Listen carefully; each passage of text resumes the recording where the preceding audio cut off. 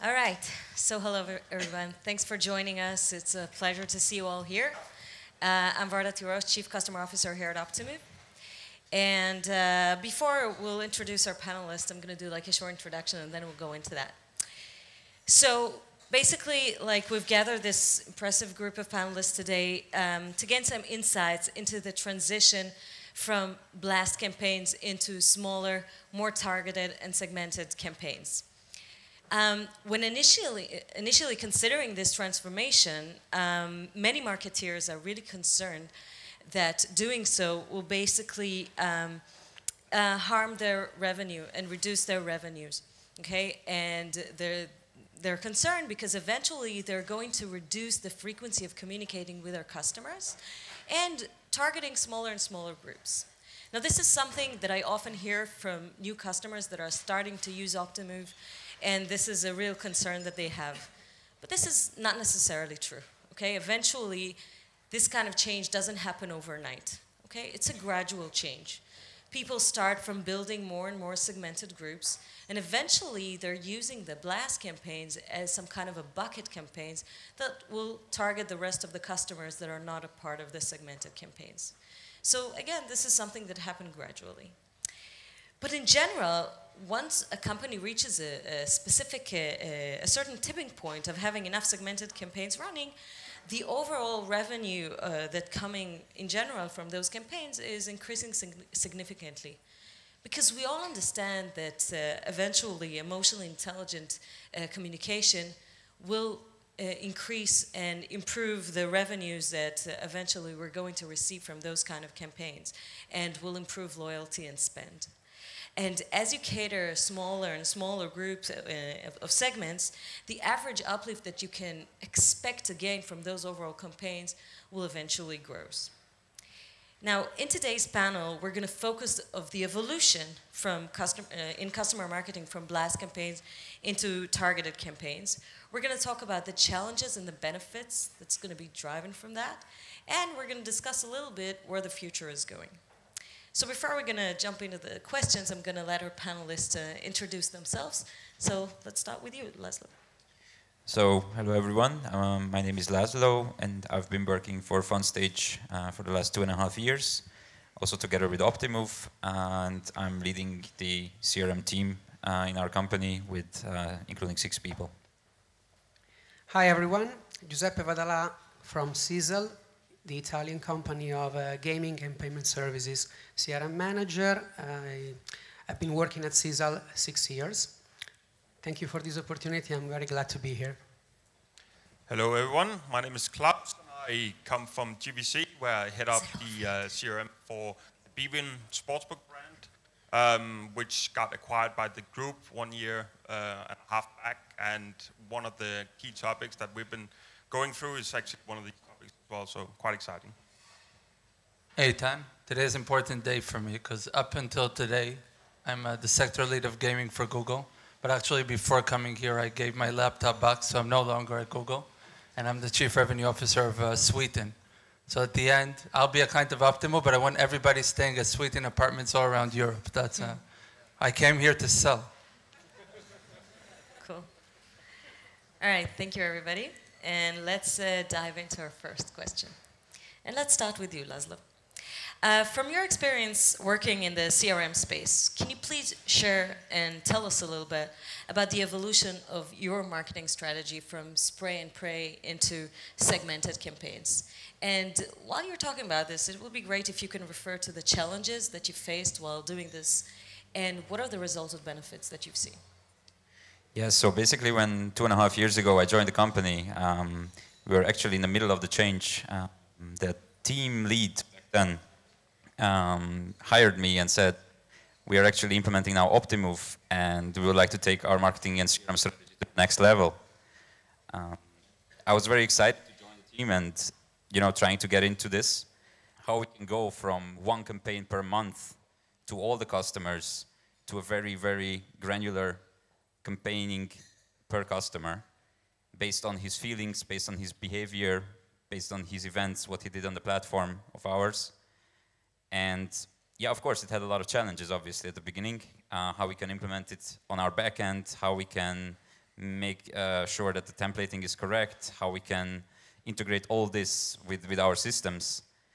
But in the end, we made it happen, and I think we can see the benefits of it by measuring every single campaign now. Back then we had no availability of seeing our costs, of seeing our customer reactions to campaigns, so we basically, as you just say in the question, sent out the email and pray that somebody reacts. Nowadays, we have a very granular targeting. We are running more than 260 target groups per day on our platforms, and it evolved to a level where we can actually target them even better. And I'm very happy that we reached this, and it's also thanks to Optimove. Before we move on, I'd like to ask you, what actually drove this change? Why the company decided that this is time to do this change? The reason behind was resources, obviously. So 2.5 years ago, we were doing everything manually. Nothing was automated. So when I joined, I sat down on my first week and I started to create emails by myself, copy-pasting some texts, putting in some values and sending it out to 100,000 customers. I also felt it's not efficient. I've been doing this for 2 weeks just to make sure that one campaign goes out and then pray that it has some effect, because otherwise my whole work that I've been doing for the last 2 weeks is down the drain. Nowadays, most of our things are automated, and with this we are more efficient with the resources, obviously, and we can do everything much faster.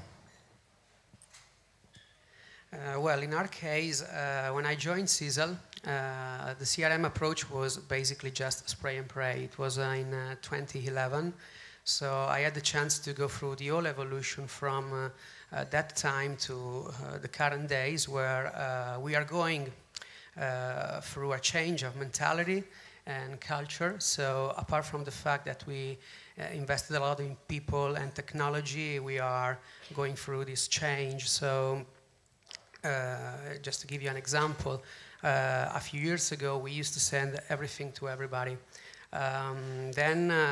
Because the main effort of the company was focusing on acquisition and product evolution, because the market was very focused on a product-centric approach. Now we're trying to get to a customer-centric approach, and this is why we restructured the business unit, especially the CRM team, and we changed completely the segmentation model. We passed through a change of mentality as well, because we used to work with a static and vertical segmentation model. Now it's a customer-centric and dynamic segmentation model. So it's much more easier to make sure that our campaigns can be targeted and very efficient. What are the benefits that you saw as a result? Well, first of all, just to be very pragmatic, I agree with what I've just heard. In terms of what we do on a daily basis, the work is much more easier. So just the fact of making sure that we can set up a campaign very easily, very quickly. We can see the results, we can monitor everything in a very easy way. That's really cool. But apart from this, obviously the most important thing is to get results, and the results are great so far. KPIs all have been improving. So I think we're just at the beginning, to be honest, because we need to get even more familiar with this platform, and also we need to keep changing the mentality, because we're just at the beginning of this new phase. Talking about the mentality, so obviously from what you've said, a lot of the change required technological changes, okay, and adapting new platforms and tools that will allow you to automate the processes. But what about like the internal, let's say, cultural changes that the company had to go through in order to change the approach? Yeah, first of all, in our case, it was a matter of understanding exactly the ownership of activities. And apart from that, it was really, really tough at the beginning to understand that the paradigm was different. So we had to focus on the customer, because behind every user there is a person. So we had to understand this, and making sure that we could be everyone on the same page. It wasn't easy at the beginning, but the good thing is that at Sisal we have, I think, an excellent team, excellent professional, and very good people. So even if at the beginning it wasn't easy for everybody to understand the benefits we could get, everyone made a big effort, and we helped each other. So now, as I said, we're getting there.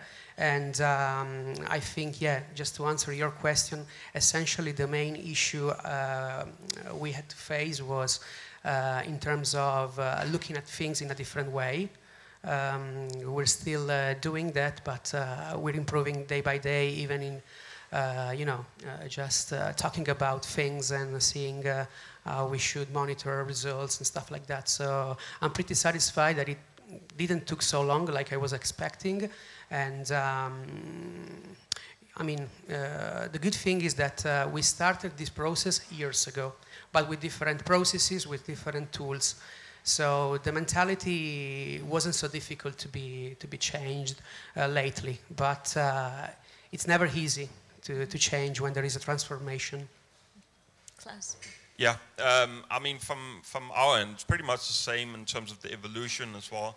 And when I joined bwin 1 year back, the biggest obstacle was basically the mindset, because the company historically been really much promotional-led, and I wanted to change that into more data-led and being a bit more clever in terms of how you segment campaigns. And that was the kind of biggest obstacle in the beginning, how you change that mindset into becoming like this spray and pray approach, and just hitting everyone with the same message and so on, going that to deep dive into the data and understand how to segment. And I think that was the first one, biggest obstacle, but took some time in terms of understanding where to look for the right data, who to segment and so on, and pairing that with the right content, obviously. And that was the biggest thing. I think the next big obstacle is obviously scalability. How you scale constantly this segmentation, because in my world, I mean, the utopia is obviously where you have a segment per customer. So you have a tailored user journey per customer, and until we reach that point, we're not satisfied. I think to answer both of your questions in one go, that's it. Okay. Eitan, I have a question for you. So most people think of Google as a marketing channel for acquisition, okay? Now you, as a gaming sector lead at Google, not anymore, but up until now, can you tell us a little bit about how Google supports like targeted customer retention campaigns, and if you can tell us how your customers that you used to work with, how basically did they use those tools and capabilities in order to grow their business? So I think because Google is built as an ads business around intent and search, that goes already to be very, very segmented, right? Because if you think of the evolution of what marketing is happening today, right? PLTV models became the #1 buzzword, but at the end of the day, we're saying, let's target users and not spend money or advertise. So I think the focus of the company, and you look at the evolution of products, if you look on apps specifically, it's all around segmented targeting. But there is a big change, because I think up until 2 years ago, the segmentation was a lot on the, and I think this is also where Optimove very much connects with it, was a lot on the advertiser to define what the segmentation is, and I think it's much more behavioral today. So what would, there's always a question, where does the BI department have to sit? If it's more, the product orientation, or it's more the marketing orientation, there isn't a right or wrong answer, but it is the same signals to say what's important. And I think that's the evolution. Google, Facebook, Amazon, they're all going that way of looking at the signals that are important to predict the behavior and based on that target. I would say that it always is important to find the balance, right? Because burst campaigns, it really depends on the K factor and how much and what the product is, and if it's a reach product or you want to first get enough audience to learn about. I think sometimes companies miss on that point, because to start segmenting before you have user base is very, very hard. It's to predict the segmentation. But that's where Google and other technology companies are going to. Okay, thank you. Moving on to the next question. So a lot of you mentioned emails, and when we're thinking about blast campaigns, we usually think in terms of emails. But eventually, the difference between blast and targeted campaigns is relevant to a lot of other marketing channels. And I want to ask you that beside emails, which channels do you use to target for targeted campaigns, and how do you combine those other channels with email to get the maximum impact? Yeah, I think it's really important in my industry in regards to sportsbook, not only to focus on email, because I mean we know that the inbox is a really competitive environment in regards to standing out, and I think it's much more important to figure out the right blend in terms of communication channels.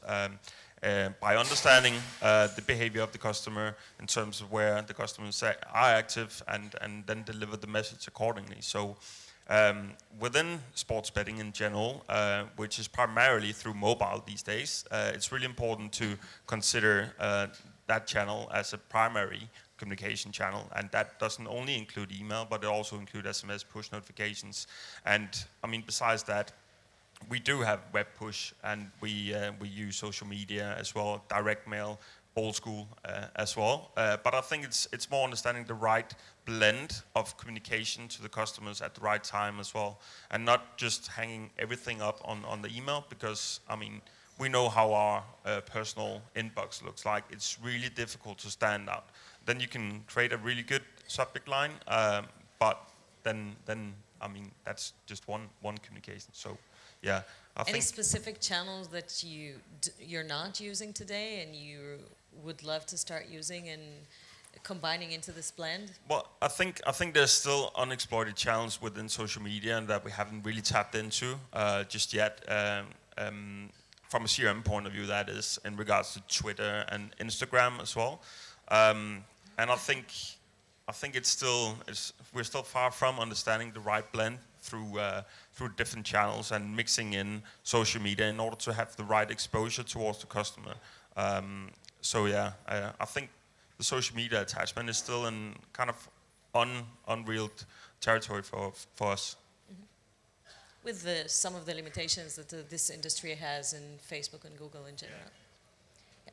Well, at Sisal, we use, I think, all possible channels, but the issue is that at the moment, not all of them are centralized in the same campaign management, but it's in the plan. So it's a step-by-step process. I think in the near future, all channels will be in the same campaign, so we will be able to orchestrate better the strategy.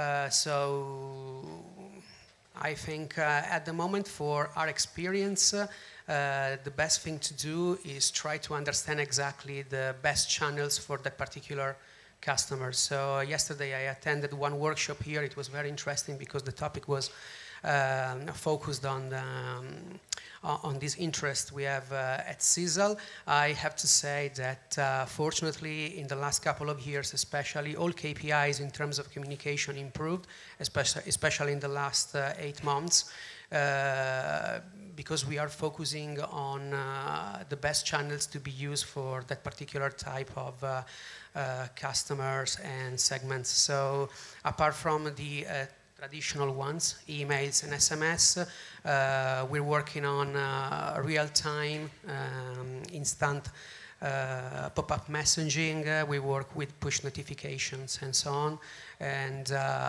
we want to go through a very multi-channel and omni-channel experience for our customers. So ideally, with a centralized orchestration, we will be able to do a better job in the near future. Okay, thanks. Yeah, as previously mentioned, we also want to go a bit more mobile. I think it was a bit of a problem in the gaming industry in the last 3-4 years. We are a bit lagging behind in moving to mobile. Obviously, everybody has a nice-looking mobile website or an app here and there, but the communication there is a bit lacking. We're trying to do that now at the moment. Besides, obviously, email, we have web pushes at the moment, pushes in the app, inbox messaging. And what we're trying to do in the future is hopefully implement a bit of outbound calling, especially for our VIP customers. It could be a huge benefit. Any unexplored channels? We're planning also to look into retargeting. Obviously, there are some legal regulations that we might face there, so it's not the easiest one to look at. But this is currently unexplored very much by us. Okay, thanks. Moving on to our third questions. thinking about the fact that personalized marketing is becoming more and more sophisticated and commonplace. So what are some of the concerns that you have for the future? Laszlo. Well, for me, it's the cyclicality of the whole industry, and whereas such events could be a very fun way to interact with other practitioners or learn some best practices, technically a campaign that we come up with today can be an industry standard a month later. So for me, that's one of the biggest concerns, to stay up to date, to create new ideas day by day, because you might have a good idea today, but other competitors can take it tomorrow, and you're not alone then anymore. So there's not a long way to celebrate your success, and I think that's my biggest concern, basically. Okay. Yeah, at Sisal we have a similar approach. We keep looking, and we have an approach of an active seek of the next best thing that can be implemented, and we try always to anticipate trends and our competitors. So obviously, in terms of concerns, customer privacy is fundamental, as well as all the other potential issues we can create with all these technologies. So we have to be very careful when we talk to our customers, because, as I said earlier on, every user is a person. So this is absolutely fundamental, and we are to bear in mind it always. Yeah, this is something I want to address to you, Eitan. Can too much personalization eventually freak out customers and basically induce backlash? Yeah, at first, I think to your previous question as well. It's funny because you all mentioned the channels, but very little on paid media. And I think that's also a big transition that's happening, right? Because if I acquired somebody and I paid money, how do I justify paying again? Although platforms, do cost money and people, etc. So I think personalization does have an extent, but an extent as people will get bombed by email marketing, ads, etc. So they better off be relevant, but not only relevant to the character, right? So if I'm at a certain stage in life, that means that I want to see an ad, but to the time, etc. I'm moving now into the travel industry. That's very important, like to understand what the destination I was in, what's the next destination, help me dream about it, etc., etc. So I think it can be to an extent if it's not managed, and there are many cases where brands are getting like, enough. Like, I don't want to see this anymore, because you're coming with the same message day after day, day after day. Like, if you look at the gaming industry, that's one of the largest, it doesn't matter gambling or casual games, so that's one of the largest issues, because the offers are not, you can't create billions of offers, because at the end of the day, if you create a billion of offers, you have to billion business models to justify them. So the offer is pretty much extent. So if you don't go, if it's sportsbook, or if you don't go very specific to an event and be very, very specific, then we're seeing the same stuff all the time. Doesn't matter what the channel is. So I think it is, but it really has to do with how the brand is managing it. But in general, I mean, as the technology evolves and as we get more and more data, we get very personalized with customers in our communication. Do you think that at some point customers are going to say, like, enough? I don't want you to use my personal information, or specifically Google, there's a lot of privacy issues and stuff. And will there be a point that consumers will just say enough is enough? Probably they're already saying it, yes. I think that, and if you look at where Google is evolving and all the penalties that are discussed, etc., and Facebook are now, each time you take a different company and the spotlight is there, a lot of it has to do, at the end of the day, I think, to managing your privacy. I think we're going to see more and more trends. I know I'm very close to the gambling industry as well. That happens on the regulator front all the time. Travel, if you look at the world of Airbnb, etc. I think more and more companies will have to be very, very transparent with what they allow users. And I think the most challenging part is this, because there are two companies that dominate at least the operation systems. Mm-hmm. So who owns what? So that's, I think, where the main trend will be. I don't think, because the ads business is a very big business, and there are many companies and many consumers that are enjoying it, and it's allowing free internet. But at the end of the day, yes, more control on what I want people to know about me. I think that's a very, very significant way of where the industry is going. Yeah, definitely. Claus, I want to ask you something. while today, you know, the advanced personalization technique is basically a big competitive advantage for companies that are doing it well. But more and more companies are doing it better and better. Will there be any point anytime soon that doing so it's not going to be any more a source of competitive advantage? Do you think we can get to that point? It's a good question. I think from a communication point of view, I think the personalization in terms of segmentation is easy to copy from the outbound communication. I think probably where the more competitive edge lies is when customer goes to site and that personalization is followed through in terms of how elements are surfaced to the customers that's aligned according to the data we know about the customer. So we personalize that experience, and I think that's a lot more difficult from a competitor point of view to replicate.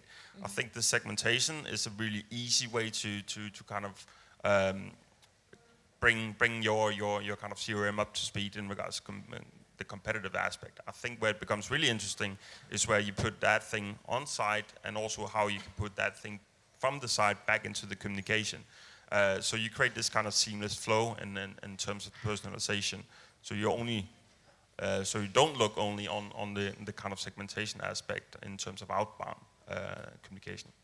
So interesting point. Yeah, eventually it seems like marketeers will have to invent themselves again and again, as today companies that are doing very well the personalization, most of the companies will catch up and do the same, and then like we're going to need to find new ways to do things, personalized but innovative. Thanks. Okay, moving on to our fourth question. From what we're seeing, a lot of the companies are still doing sandblast campaigns, and they're still targeting some of their database with like generic messages to everybody, like product announcements and periodic newsletters. What do you think is the right blend between the two, and do you even think that this is justified to still sending out undifferentiated blast campaigns? I think, yeah, we are still doing it, obviously. We are also having periodic newsletters, new game announcements on our brands as well. And why we are doing it, there are 3 reasons behind it. It's an industry standard. Everybody else is doing it, so why wouldn't we? It's also requested by our managers, who are a bit more about show me a campaign that I can also see. And it's not a good answer to say, like, well, look, these users get like 20 campaigns a month. Yes, but I don't see it, they say. Yeah, you don't see it because it's targeted and it's only meant for that particular customer. So it's a regular conversation we are having on a day-to-day basis in our office. So that's the second reason, to show them, look, we also do big campaigns, everybody's involved, you can see it as well, you can take part if you want to.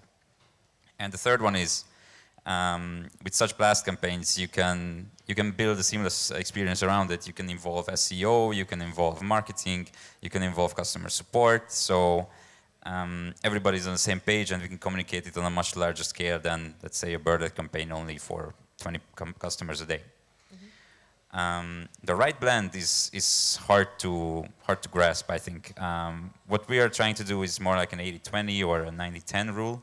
So 90% of the customer communication on a daily basis or a monthly basis is targeted and personalized, and 10% of it is something very generic for everyone involved. And I think it works out quite fine. Okay. Yeah. At Sisal we try to avoid it, but obviously this is sometimes something you have to do. So basically the solution, the compromise we found with the requests we get internally and the marketing campaigns we plan, it's, for example, in an email we just put the announcement in the footer or in a secondary section of the message which is focused on another message which is generally a promotion. With this solution we have been able to avoid a lot of unsubscriptions, for example, because with the announcements and emails like that, We used to register a lot of unsubscriptions in the past. So this is just an example of what we did, and it was quite efficient because in parallel we have been experiencing a huge improvement in terms of open rate and click-through and so on.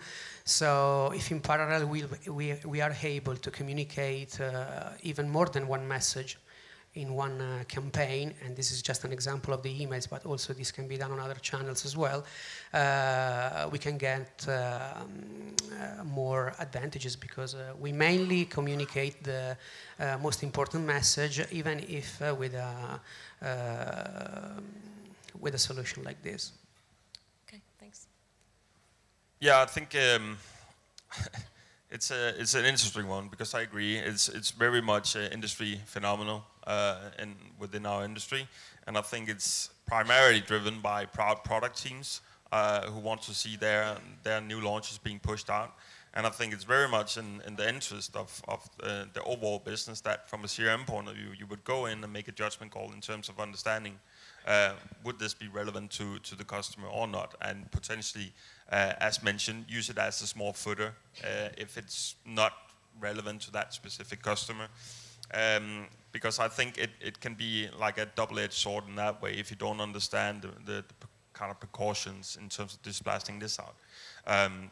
So I think it's very much understanding where it needs to go in terms of visibility in the communication. But it's primarily driven, I think, from the kind of product teams and so on. And it tends to be some hard conversations once in a while, but that's how it is. Okay. All right, so for our last question, I would like to ask each and every one of you to give one example of how you transformed blast campaigns that you had, or a specific campaign that you had running and moving it to personalize a more targeted campaign, and what was the effect that you've seen, and either to your entire customer database or to a large segment. So, love to hear some of your thoughts on that. I think one of our best example here is one of our best campaigns that we have at the moment is regular account balance emailing, which we basically did 2.5 years ago, just once a month, sending it to all the customers. Look, this is how much money you still have on your account, and you might want to come back and play it if you have some time. Nowadays, it's much more targeted. So thanks, obviously, again, to Optimove and some great attributes, we can easily look at your account balance and decide it based on your average behavior if the money that you have on your account is enough for you for one day, or having a gaming fun for one day or not. And based on these on this data, we can send you an appropriate message and say, look, you still have some money on your account. We know it's enough for you to come back and play, so enjoy it. If we know that you have still some money, but it's not enough for you to have some fun, we also credit you some promotion if you want to come back today. And obviously, we also differentiate between reactivation, customers who have not been on the platform for a longer time, between customers who have been there just yesterday. And it's one of the best performing campaigns nowadays. Cool. Thanks. At Sisal, with the support of Optimove, we are reviewing all the marketing plan in relation to all life cycle stages. And one example I can share is the new marketing plan that we are about to adopt for our new customers after the registration. Basically, in the past, we used to have an undifferentiated program, a static one, so it was identical to everyone. Now it's going to be a dynamic onboarding program. So according to the acquisition channel, the site navigation on both desktop and site, rather than the actions that the clients make, we are able to personalize the message. So potentially the communication can be different for every customer. So this is a step ahead for us for sure.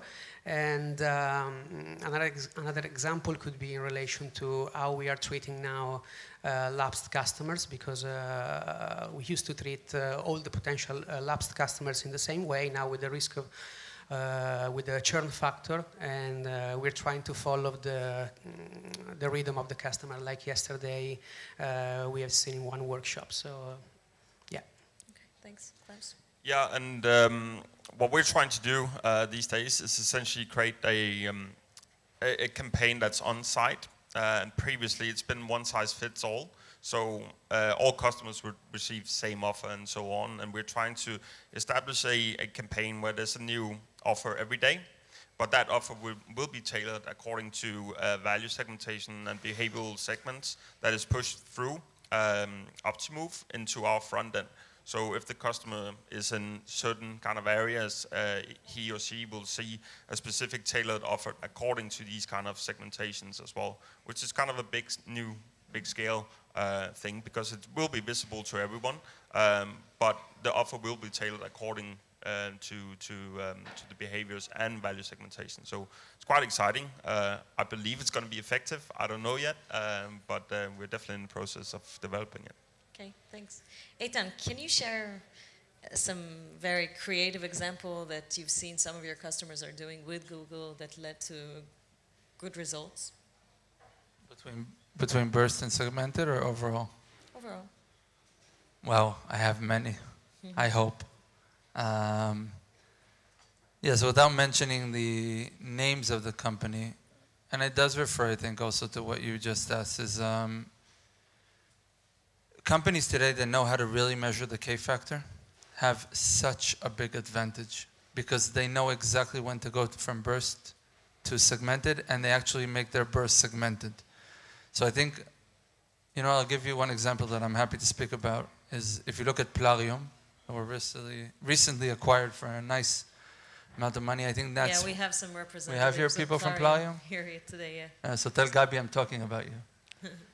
But they're an amazing example of, one, measuring everything, but two, exactly, give YouTube as an example. Like, it's hard to drive performance on YouTube. I'd say it's almost impossible. But if you segment it and you test it, and the ability to generate a lot of creatives over time and fast, etc., and look at the impact, and especially look at the impact of the road to decision, and not, everybody thinks that attribution is new. It's not new. Just everybody decided that attribution will be last click, and that's the attribution model. But if you know how to attribute and look at the impact, and especially on the K factor, that's where you just nail your competitors. So I think those are, the best success stories I saw. If it would be game companies, non-game companies that really were able to measure and then test, burst a little bit, take down, check, use different channels, see what's impact, and blending everything in, not only media. It can be emails, it can be push notifications, it can be, personal communications, and to see the impact. PR can do excellent in terms of attribution, etc. I think those are the best examples. This goes back to testing. All right, so let's have a big round of applause to our wonderful panelists. Thank you.